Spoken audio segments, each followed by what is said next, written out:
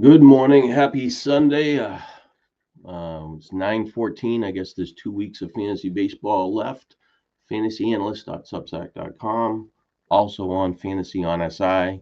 I'm Sean Childs doing my weekly uh, NFBC main event free agency report. It's 2 weeks left and it's getting crazy. You want these players to perform up to expectations, and it just has been extremely frustrating. Um, most of my players have struggled to um, to live up to expectations. And right now, most of my three of my main events are in. Let me see if I can get that two up here. Let's see. I don't know why it's showing the screen in the wrong format for some reason. Um, just some strange reason it's not showing it in the smaller format. I gotta try to fix this, and there it is. Sorry, it moved over. Yeah, sorry, wasted a few minutes there. It's 30 seconds or so. But anyways, most of my main events here: fifth, seventh, just fading. 93. This team had a chance at winning the league about 2 weeks ago. Had 105 points. The leader is 111 and a half, maybe. Now the leader's 108. I'm at 93. Just no offense. Just can't fire, and it's just you just can't make these players play. I don't really have a bunch of injuries. I guess I lost Bo Bichette for last week on this team. I also on another team. I lost Trey Turner and Baum all on the same team, and not that they were smashing home runs, but Turner and Bichette were doing stuff. So this is this offensive period, only 5 home runs, 29 runs, 29 RBIs, which if I had like 11 runs, 11 RBIs would be okay. I'd need about 5 homers and 2 steals, only 2 wins, short innings pitched, had a win on my bench from a reliever, and then Nelson pitched pretty good last night. But anyways, we're not really concerned about my teams right now. We will move on to the waiver wire and to see what's happening.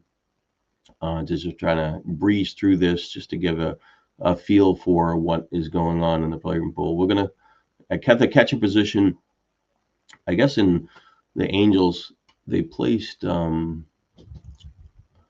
backup catcher. Ohapi's been a disaster, and Logan Ohapi, and they put him on the DL with a concussion issue or something like that. But he could be in a free agent pool because he was launched last week. So they also placed their backup catcher on the DL,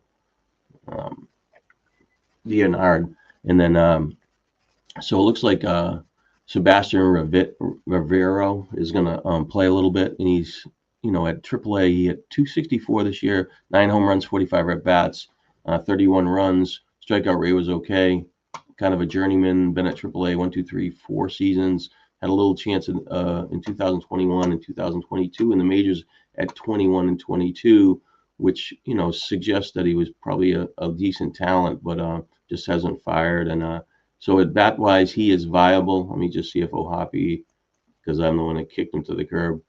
So it sounds like he might be back, and like I said, I launched him, but he was been really, really cold. He does have power, but if he's, see him in the free agent pool, he might fire. I don't know how much he was cut, but I will see what. Let me see if LA Angels is to see, because it would be easy. So he was dropped in 12% of leagues, and they were probably all my teams. The best catcher I thought was available this week in the free agent pool was I'm going to read off of my uh, waiver wire report, which is kind of geared to for fantasy on outside. It's geared towards more 12-teamers just because it's more of the general public. Moses Ballesteros from the Cubs got called up because Tucker got placed on the DL. He was up earlier in the year and he really didn't do much, but this year he played well at AAA. 318 with 63 runs, 13 home runs, 76 RBIs, and 4 steals over 447 at bats, and he had similar success the previous year at AA and AAA at 286, 57 runs, 19 home runs, 76 RBIs, and 1 steal. And that was pretty good profile for him. And his over his first 2 games with the Cubs, and he played mostly at DH due to the injuries there. He went 3 for 7 with 3 runs, 1 home run, 2 RBIs, and he qualifies at the catcher position. He is available in the main event in, let's see, the Cubs. He isn't available in every league. And so, like I said, those are the same stats. So I think he's the best available catcher. There's not really anybody else that kind of stood out for me when I was looking at a 12-teamer, which would mean that unless somebody was dropping an outlier league, there isn't much there at the 12 in the 15-team formats. I guess Riley for Washington has been getting playing time. Really hasn't done much, and so, but rather than hang up on that, we'll go to first base position. I'm trying to move this a little quicker just because of the number of time left in the season and trying to multitask between baseball and football. And we'll see what happens. I'm just trying to think because Josh Bell, I guess he in most leagues in the 15-team format. Now he's a 12% free agent. Had a really good week this week. 8 for 22. 5 runs, 3 home runs, 12 RBIs. I mean, 12 RBIs in 1 week is really a special week. It helps you move up in the standings. You figure if he did that 6 times a year, he'd be a league average player. He did it a couple more, he would be a star because he would get most of his stats in like 8 or 9 weeks. And that tends to happen. Sometimes these guys just play really well for 2 weeks. And you can see that even the week before, if I look at weekly, he was 2 for 17, really didn't do much. He had a home run. He had home runs over, let's see, a home run in 7 of his last 9 periods. So his home runs were protected, but his at-bats were kind of fluctuate. But overall, he's a pretty good player, but he's a free agent in only 12% of leagues. And the other option is, and I was going to get to him when I get to third base, but I'll go to him right away, is Otto Kemp. Alec Baum got placed on the DL, as I mentioned a little bit earlier. He's 9 for 21 for the week with 2 home runs, 7 RBIs, and he's got 1 steal too. In his window for playing time, and I'll drop down a little bit further for Kemp. Baum's supposed to come back at the maybe the end of this week, due to he's only going to miss the minimum stay on the injured reserve list. But Kemp played really well this year at AAA. 308, 65 runs, 16 home runs, 67 RBIs, and 13 steals. And that was only over 286 at-bats. That's pretty impressive stats. And that was way above his career minor league resume.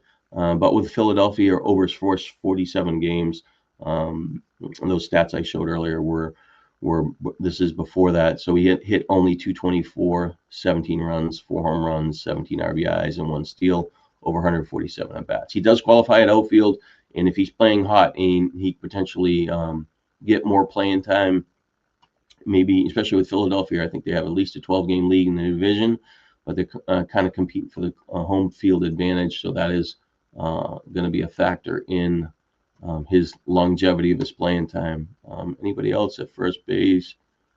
Let's try to think of the at-bats. It was just really like, I guess Logan Davidson get a chance for a little more playing time for the Angels. Didn't really have much profile, kind of a journeyman, didn't really stand out. Sal Stewart is a guy that was picked up in a lot of leagues last week. I was surprised he was only picked up in 23% of leagues. Really had a really good profile at AAA. And I think I have him on the list too. He's a free agent in 77 on main events, which is a really high number considering his talent.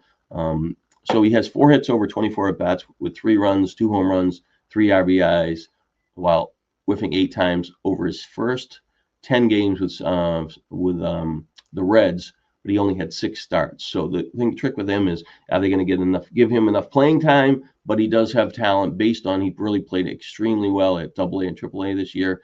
He had 309 with 78 runs, 20 home runs, 80 RBIs, 17 steals, over 437 at bats. So Stewart is worth at least a flyer, even on the last week of the season. Might see a bump in at bats, just due to the the teams falling out of the race. You give some young players some playing time and stuff like that. Let me get rid of this. I don't want to be overlapping on that page.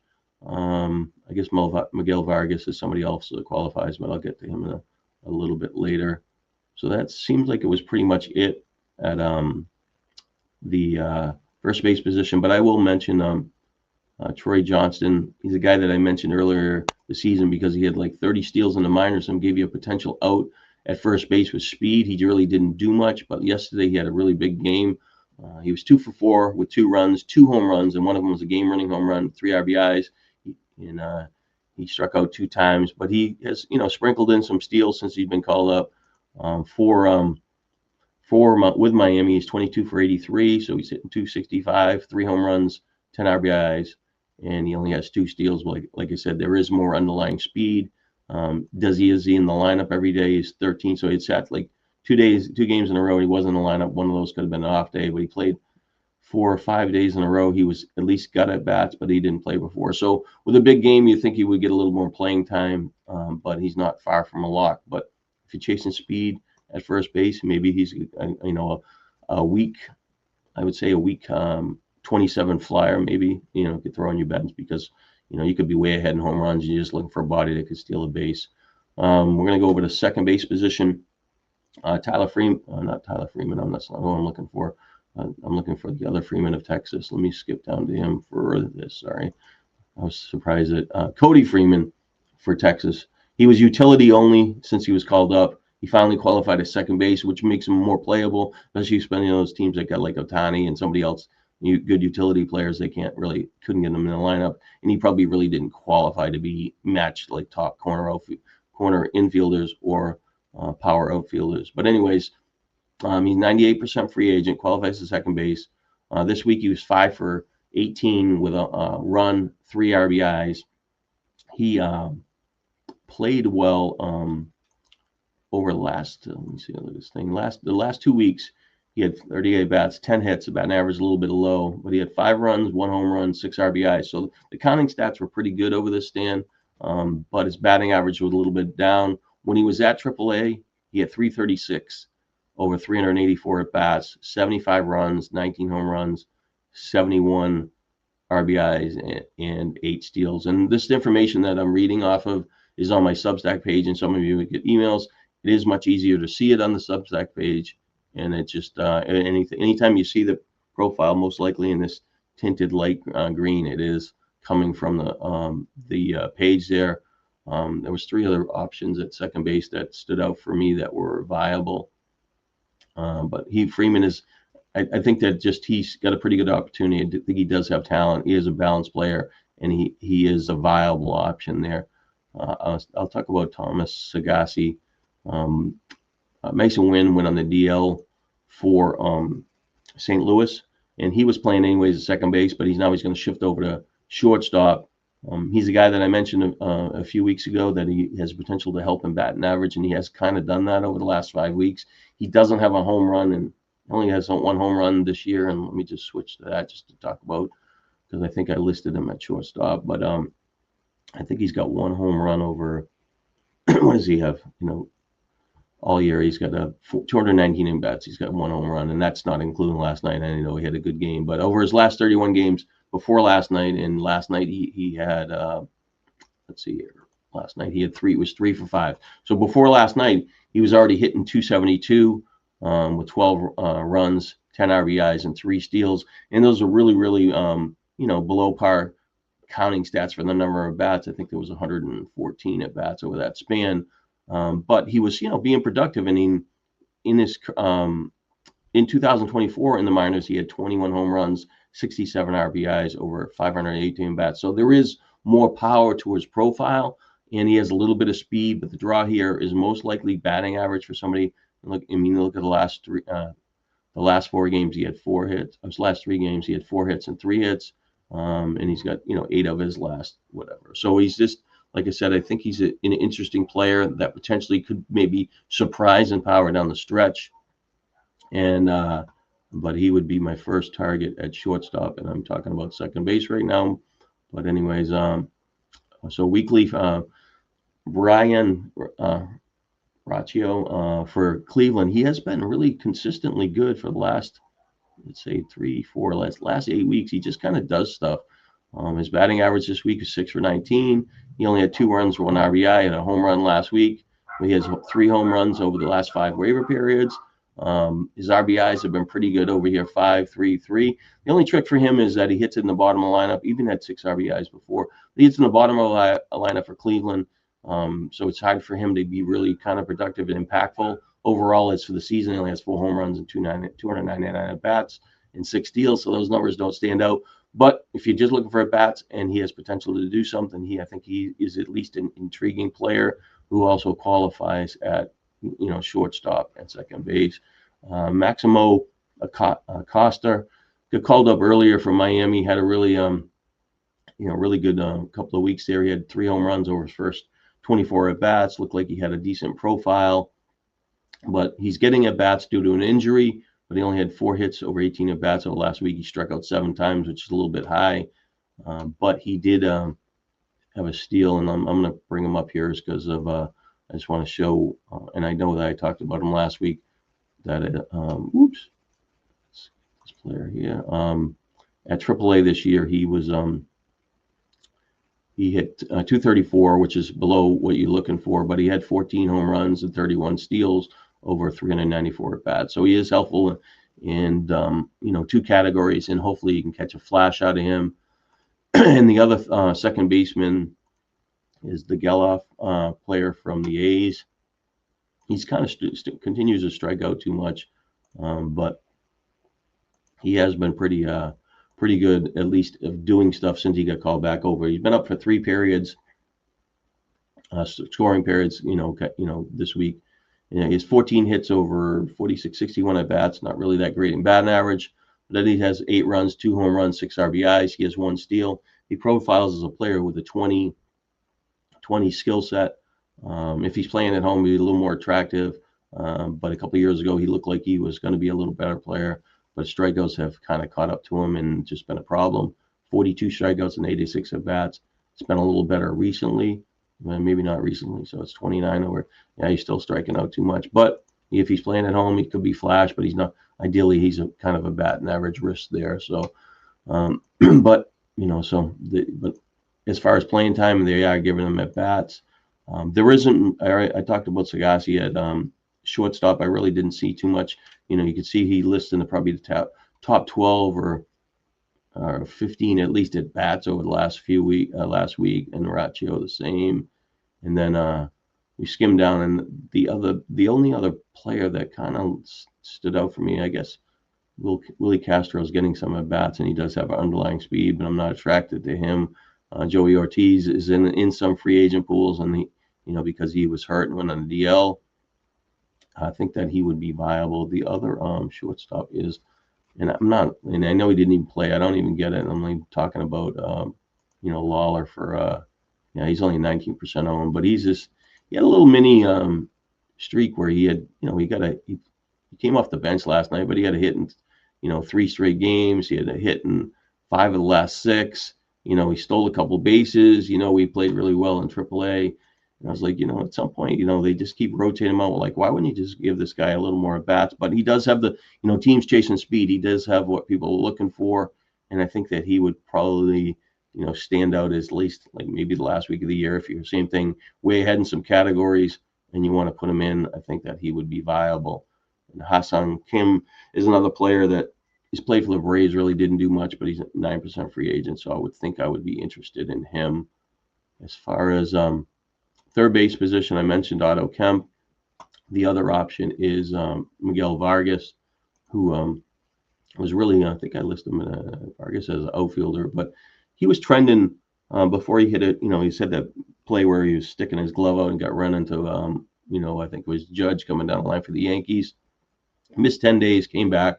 He only had one hits over his first 9 at bats since coming back, but over his previous 13 games for the IL stint, he was trending higher. He was hit 308 with 11 runs, 1 home run, 8 RBIs, over 46 at bats. He was probably going to be close to a 20 home run player with maybe 7 steals, so a pretty good balance. Approach was pretty good, but the batting average was a liability. But I think that he is a free agent. I picked him up in last week in some leagues because I had him and I rebought the player, but he's still 35% free agent, so I think he's viable, and teams will be looking for him. Talked about Kemp and some of the, I guess, Maximo Acosta also qualifies at third base. Yaman Carter is viable. He hit a home run over the last week. 4 for 16, 4 runs, 3 RBIs. He is a player that just is capable of a burst, and I think he is viable at third base as well. I didn't talk about Mayo because he was relatively quiet this week, but I know that he hit a home run yesterday for the Orioles, so that put him back on the radar. So he's got 3 hits over his last 8 home runs with 8 at bats, 2 RBIs. But for the season, he's kind of hanging in there pretty good considering when he first got called up, he struck out a ton. He's got 74 strikeouts over 225 at bats, but he now has 8 home runs, 23 RBIs, and 22 runs. That gives him a chance to be a pretty, close to a, 20 home run hitter with 500 at bats. But his approach is getting a little bit better. So I think he has a little bit of power there. I guess India is doing okay, and he qualifies at a few positions, but he's a 51% roster. But he's just kind of more of a guy you're looking for at bats. And Oswald Peraza used to play for the Yankees on the Angels, kind of mixing it up. He has a little bit of speed, but he's not much. And Nacho Alvarez still hasn't fired for power. And I guess Chris Taylor finally got a chance for the Angels after getting released by the Dodgers. He's done pretty good over the last 2 weeks, and I don't think I listed him in the other part of the thing. But he had a pretty good week as far as 1 home run, 5 RBIs. He does have experience. He's got 28 at bats over the last 2 weeks, but he only has 5 hits and 8 strikeouts. But he did steal a base, so I think that he could potentially be a fill-in at third base position. I guess Eaton for the Red Sox is done okay. And I looked at the Red Sox playing the Yankees last night. They're competing for a playoff berth, and they really had 6 really weak bats in their lineup, and maybe weak overachieving bats I should describe it. But Eaton's been pretty good since he's been called up. 18 for 62, batting 290, 12 runs, 1 home run, 3 RBIs, but he has 4 steals. Not a big power hitter. Been pretty good over the last 2 scoring periods. 11 for the last 27, 7 runs, a home run, 2 RBIs, 1 steal. So he is playing better, but not a lot to get at bats every day. And I'll just circle back to the Red Sox just to see, what is going on. Why I know Roman Anthony was hurt, so he's kind of playing center field and getting maybe some at bats there. We thought Abreu would be back soon, and somebody else on that Red Sox team I thought we'd get some at bats in the outfield. Maybe it was Hamilton or something like that. But let me see when Abreu is going to be back. He could return, so he could be back this week sometime. So, but I guess Eaton might be worth a flyer for half a week, but he's not really a big name player, but he is playing well and doing some stuff.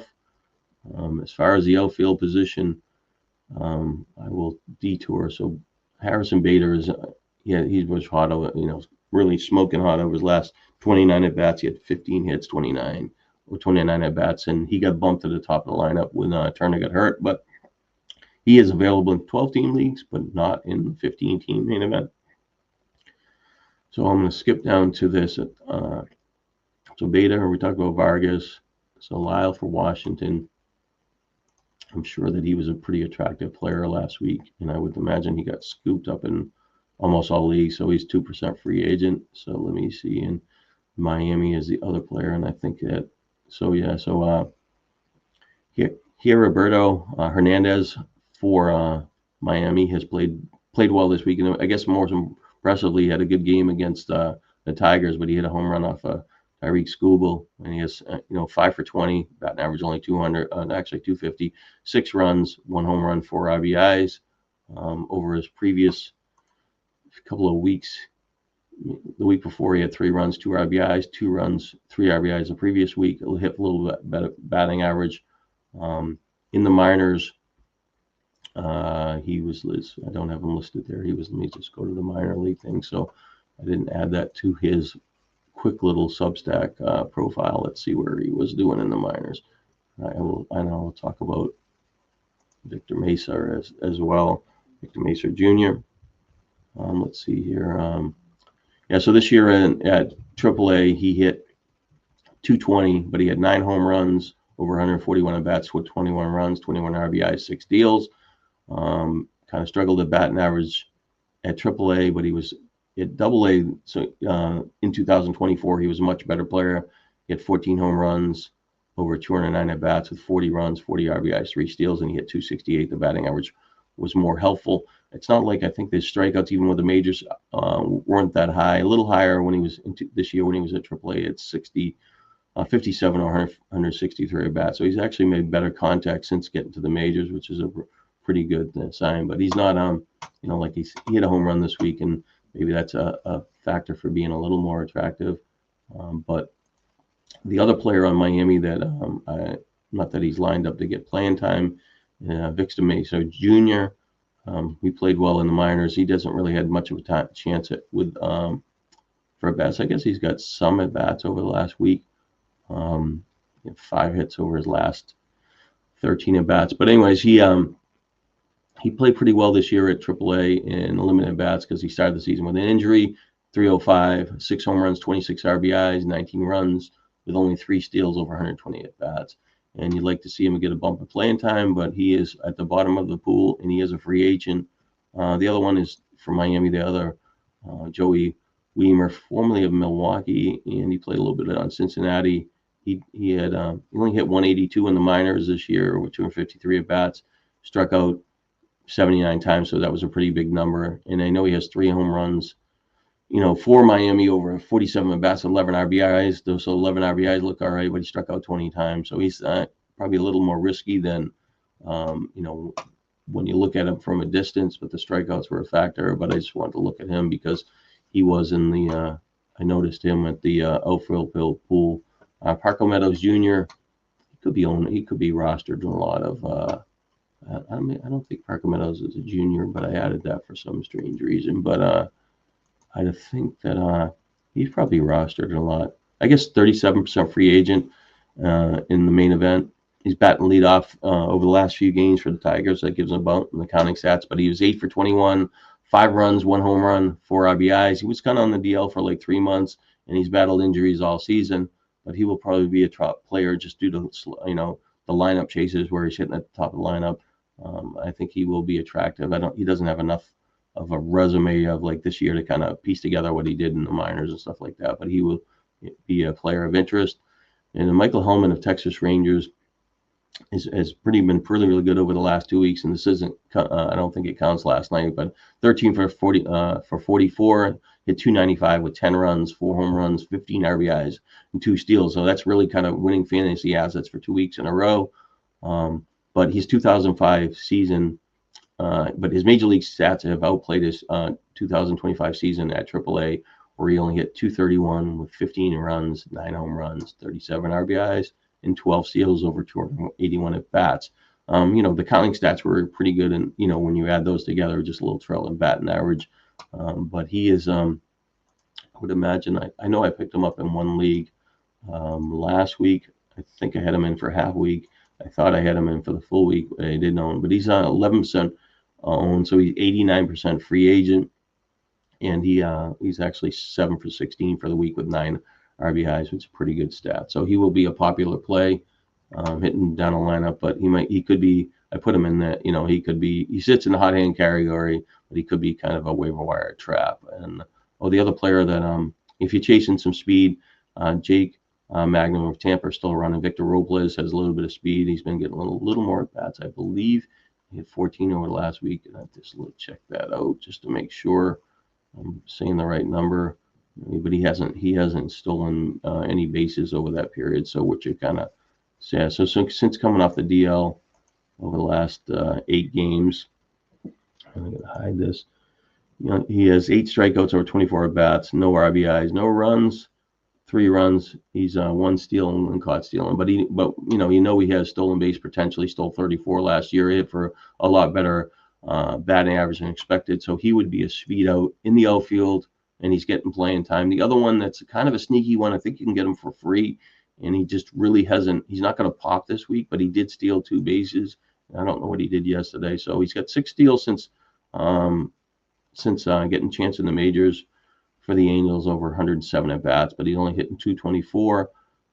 Like I said, but he has a mini. Let's see, he's got he got a mini 8-game hitting streak, 9 for 26 with 3 runs. He had 2 doubles, 2 triples, 2 RBIs, and he stole 2 bases. But the thing with him is that when he was in the minors this year, he had 321 over short at bats at AAA of 53 at bats, and he showed a little bit of strength there, and he had 7 steals. But if we back up in 2024 at AAA, hit 276, but he had 5 home runs with 39 steals. So he does run a lot more, and he does have speed on his resume earlier, but he hit for a lower batting average. So he potentially could be a sneaky steal guy, especially late in the year. And I don't think that he will be a player that will be chased down in some of these leagues, just due to lack of power and overall numbers and stuff like that. So I think that pretty much is what I saw in the outfield position of a player of interest for different reasons. I guess Austin Martin's been getting some at bats, but he really doesn't do too much for me. But I'll skip over to the pitchers. Tyler Wells, I'm sure he was picked up in main events last week. Anybody anybody with a pulse should get picked up, but he's still 19% free agent in the main event. So he did slip through some cracks in some leagues. He's a guy that he was hurt all year. He was a free agent in 75% of 12 leagues. But in his first two starts with Baltimore, he gave up 3 runs, 7 base runners, 10 strikeouts over 11.2 innings. He faces the White Sox on the road this week with a chance to make double starts next week at Tampa and at the Yankees. And you would think that he would get that just due to lack of innings. The other person who's going to be really popular this week, Connelly early for the Red Sox, got called up. Just another lefty and he had just really an ace outing when he got called up. He had 11 strikeouts over 5 innings while allowing 5 hits and 1 walk. Between AA and AAA this year, he went 10-3 with a 2.60 ERA, 1.11 WHIP, and 132 strikeouts over 100.1 innings. Red Sox really have these really exciting lefties that are going to be in there potentially in the rotation next year, and they could have 4 really good things. And they kind of struggling at starting pitching, and they really need wins to kind of even hang on to the wild card spot again. I didn't see what the standings were the last couple of days, but Kyle Harrison finally made his major league debut. I've chased this guy all year, hoping he would help them at some point, but he didn't get there. He did pitch 3 shutout innings with 2 strikeouts against the Athletics. He potentially could get a start maybe at the end of next week. They don't have him listed as the starter for this upcoming week, but he could be a piggyback arm for for another pitcher. And so I guess he would be worth a flyer for maybe the last week of the season, but he is a player that will have burnt me this year. And let's see other pitcher that's there. I just want to see what the other ownership is for Cleveland. He's pretty much, I would think that I saw some people. I was looking at one of the high dollar leagues, and I think that Posmer had him in his lineup, and he had 6 wins this week in a high dollar league, and really kind of put himself in a cash position. And he was one of the reasons that pitched well, and he had Slade Caccone guy from Cleveland as well. But so Joey Cantelio is 14% free agent, but he's pitched really well over his last 4 waiver periods, 1 run and or less in 4 straight games. Strikeouts there, got 3 wins.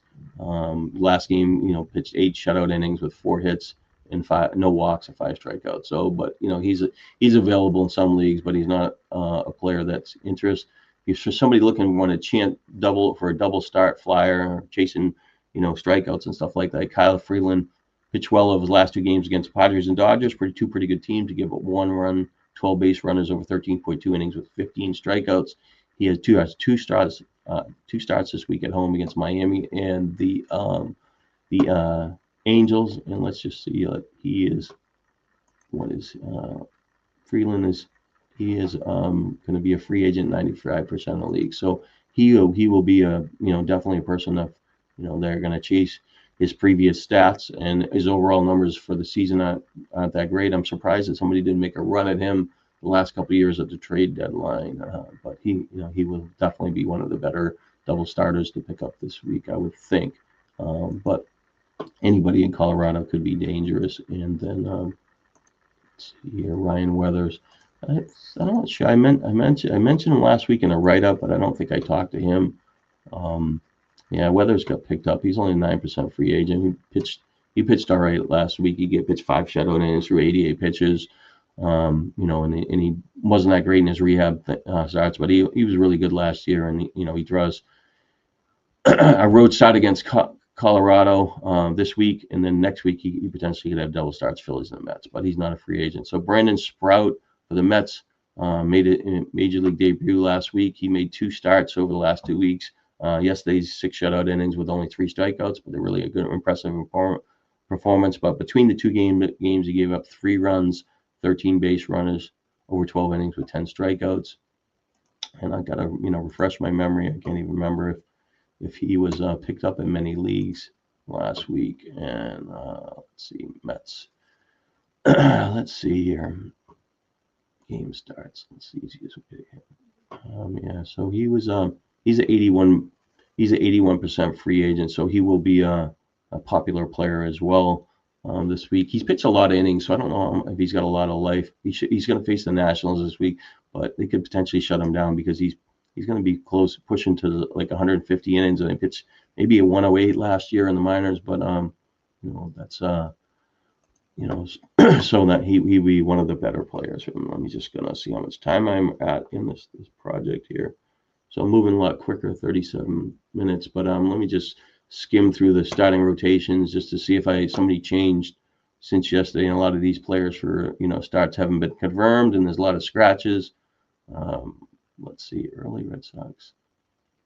Yeah, I would think that pretty much that from looking last night to yesterday, it's pretty much the same cast of characters, other than somebody that's getting stretched. And I would be careful with Matthew Liberatore for pitching for doubles this week. And he at some point they still could shut him down.